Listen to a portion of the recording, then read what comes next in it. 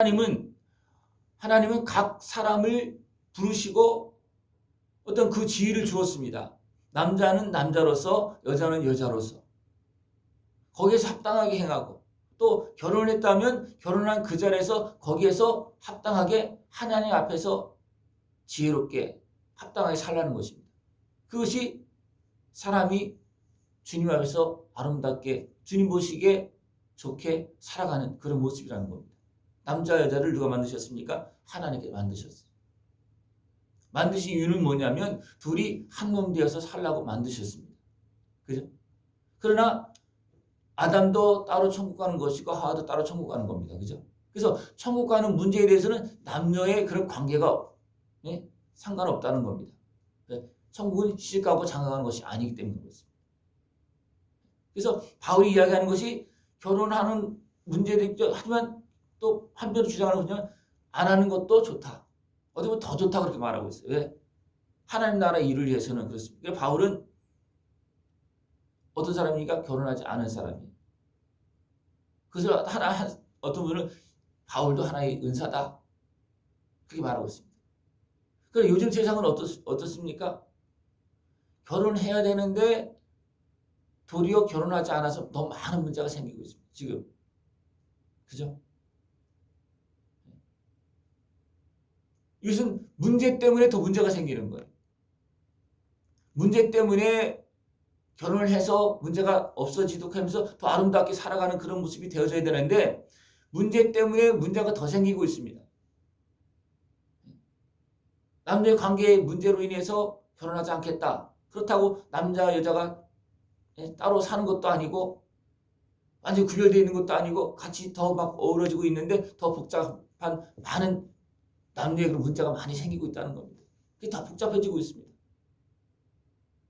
이것은 육신에 속한 모습으로 인해서 어떤 어둠에 매여서 계속 혼란스럽게 만들어가는 거기에 끌려가고 있는 그런 모습이기도 합니다. 우리는 하나님 보시기에 결혼해서 살든지 혼자 살든지 하나님 보시기에 아름답게 살아야 된다는 겁니다. 하나님 보시기에 아름다워지고 자기도 행복해야 된다는 거예요. 혼자 있을 때 나는 혼자 있을 때 행복하다. 남녀 관계에 대해서 죄짓지 않는다. 그럼 혼자 살아도 상관없다는 거예요. 그러나 그렇지 않고 남자는 여자를 생각하고 여자는 남자를 생각한다면 결혼을 하라는 겁니다. 그것이 나를 위해서 좋다는 겁니다. 또 그것은 하나님께서 이미 허락한 것이고 하나님께서 그렇게 지으셨기 때문에 맞다는 겁니다. 그러나 특별히 하나님 앞에서 어떤 영적인 일에 쓰임받는 사람으로서 어떤 그런 마음이 은사가 있다면 결혼하지 않고 일을 해도 좋다는 겁니다. 그런 사역이 있음에도 불구하고 결혼했다면 어떻게 되겠습니까? 마음이 나눠진다는 거예요. 하나님 위해서 일을 해야 되는데 또 누굴 위해서 일을 해야 됩니까? 아내를 위해서 또 남편을 위해서 해야 되기 때문에 나눠진다는 겁니다. 그러나 그것을 통해서 거기에서 또 할 일이 있잖아요. 그죠?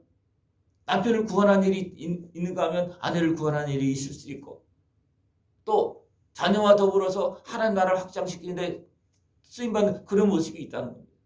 그래서 어느 자리에 있든지 하나님 앞에서 합당하게 주 안에서 복되게 살라는 것입니다. 그러면서 또 나오는 것이 뭐냐면 할례자, 무할례자가 나오고 있습니다. 또 종이 나오고 있고 자유인이 나오고 있습니다. 그런 것도 따지지 말아라. 내가 이방인으로 있을 때 거기서 예수를 믿고 구원받았다. 그럼 구태의 유대인이 되려고 하지 말라는 거예요. 하나님의 백성이 유대인이었던 거기 치우치지 말라는 거예요. 가장 근본적으로 우리가 지켜야 될 본분을 지키고 죄를 범하는 일 그런 것은 죄하고는 이렇게 생활하고 저렇게 생활하고 지역에 맞춰서 생활하고 그런 건 전혀 관계가 없다는 거예요. 그래서 무할례자로 부르심을 받았느냐 할례자가 되지 말고 할례자로 부르심을 받았느냐 무할례자가 되려고 하지 말아라. 그건 관계가 없다는 거예요. 또 종으로 부름을 받았느냐 염려하지 말라. 다 하나님의 은혜 속에서 다 자유자다. 그럼 염려하지 말고 내가 좀 부자냐 가난하냐 그런 것도 따지지 말라는 겁니다. 내가 좀 키가 크냐 작으냐 따지지 말라는 겁니다. 왜? 그 속에서 내가 하나님과 함께하고 하나님의 은혜를 누리고 이웃과 더불어 복을 누리면 되고 화평을 이루면 되는 것이라는 겁니다. 그러니까 어느 자리에 있든지 하나님께 나를 어떻게 지으셨든지 어떻게 부르고 어떻게 나를 사용하셨든지 그 안에서 거기에서 복을 누릴 수 있는, 거기에서 화평을 이루면서 열매를 맺을 수 있는 그런 모습들이 축원합니다. 세상 물건을 쓰는 자들은 다 쓰지 못하는 자같이 하라. 이 세상의 유형은 다 지나간다. 이 땅에 많은 것들이 있습니다. 그죠? 쓰든 안 쓰든 그 뭐 다 지나가는 거라는 거예요. 밥을 다 먹고 아무리만 먹어도 다 지나가는 거잖아요. 그죠? 많이 먹는 사람도 있고 적게 먹는 사람이 있고 그 상관없다는 거예요. 맛있게 먹는 사람이 있고 좀 맛없게 먹는 사람이 있을 수 있어요. 그죠? 그러나 지나가면 다 끝나는 겁니다. 그러니까 그런 거에 너무 매이지 말라는 거예요. 너무 많이 매이지 말라. 이 영은 다 지나갑니다. 우리 육신의 모습도 그럼 다 지나가는 거잖아요. 그죠? 영원한 길을 보면 육신의 모습도 이 모든 삶도 다 지나가는 겁니다.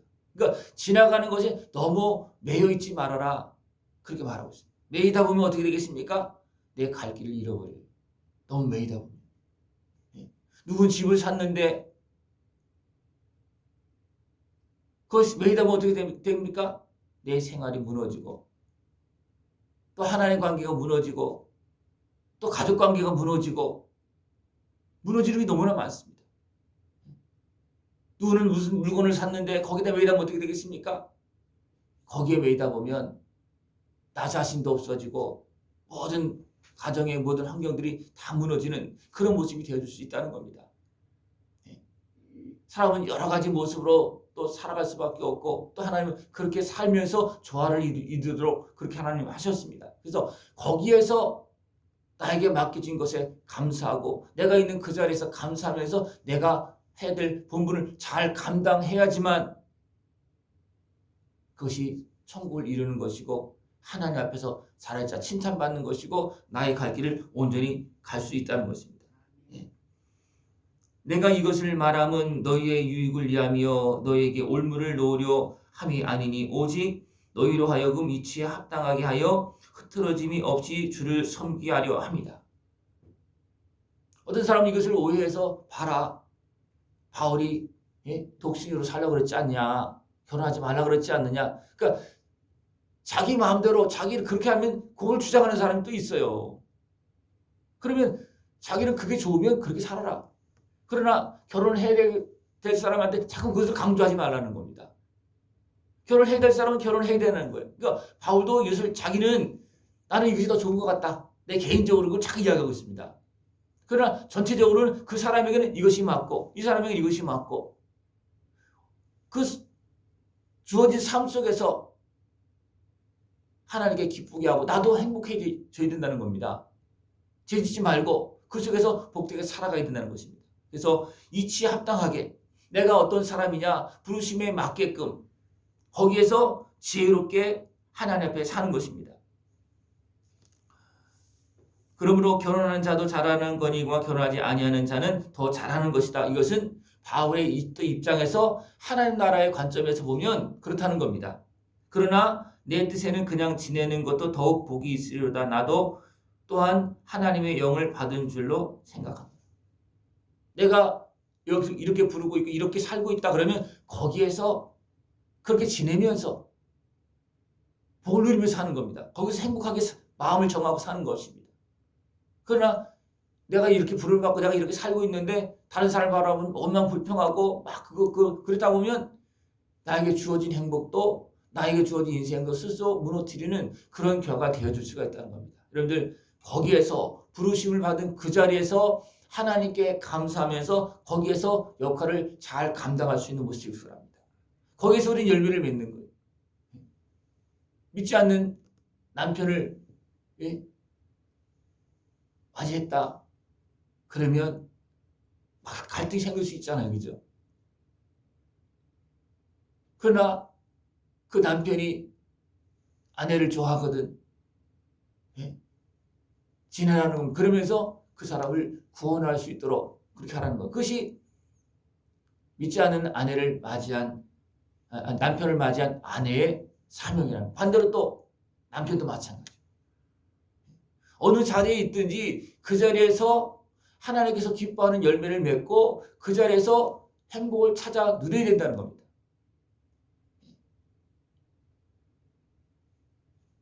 세상 환경에 비해서 세상에 끌려다니지 말라는 겁니다.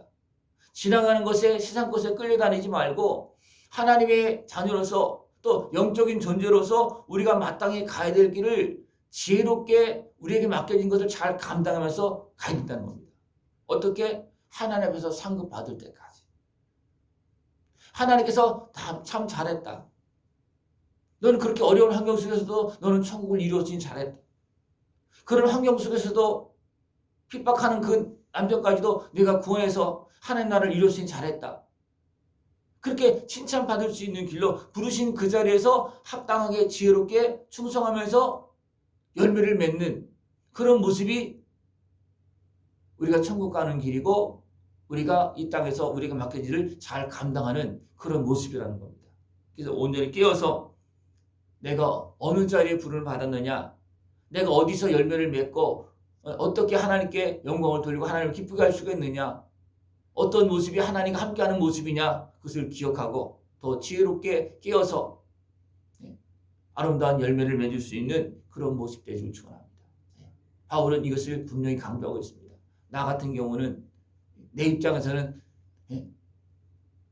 혼자 사는 것이 좋은 것 같다. 왜? 천국 생각하니까. 왜? 어차피 천국 갈 때는 혼자 가잖아요. 그죠? 그러나 이 땅에 남녀가 살고 있고 더불어 살고 있기 때문에 그 속에서 또 같이 지내면서 열매를 맺으면서 사는 것 좋다. 그러나 더 좋은 것은 혼자 살더라도 거기서 하나님께 기뻐하는 열매를 더 많이 맺는다면 혼자 살면 하나님 뜻대로 더 많은 사람들을 섬길 수가 있어요. 그죠? 그러나 결혼하면 더 많은 사람을 섬기는데 합의가 돼서 한다면 좋겠지만 그렇지 않은 경우에는 어떻게 보면 한 사람만 섬길 수밖에 없는 그런 모습이지만 혼자 어디 주를 위해 주원이시님과 함께 더 많은 섬긴다면 더 많은 열매를 맺을 수가 있는 거. 바울은 그런 입장에서 이야기하면 바로 그렇게 살았기 때문에. 그죠? 그러나 우리는 나에게 주어진 삶 속에서 복을 누리면서 하나님께 영광을 돌리면서 열매를 맺을 수 있는 그런 모습 되기를 축원합니다. 예, 기도드리겠습니다. 하나님 아버지 감사합니다. 우리를 사랑하시어서 자녀 삼으시고 또 이 땅의 삶을 통해서 지혜롭게 열매를 맺으며 살아갈 수 있도록 은혜 베풀어 주심을 감사를 드립니다. 하나님께 주신 그 삶 속에서 기뻐하며 감사하며 복되게 살아가며 하나님께 영광을 돌리고 하나님 앞에 잘했다 칭찬받는 우리 모습 되어지도록 주님 함께하여 주시옵소서. 예수님의 이름으로 감사하며 기도드리옵나이다. 아멘.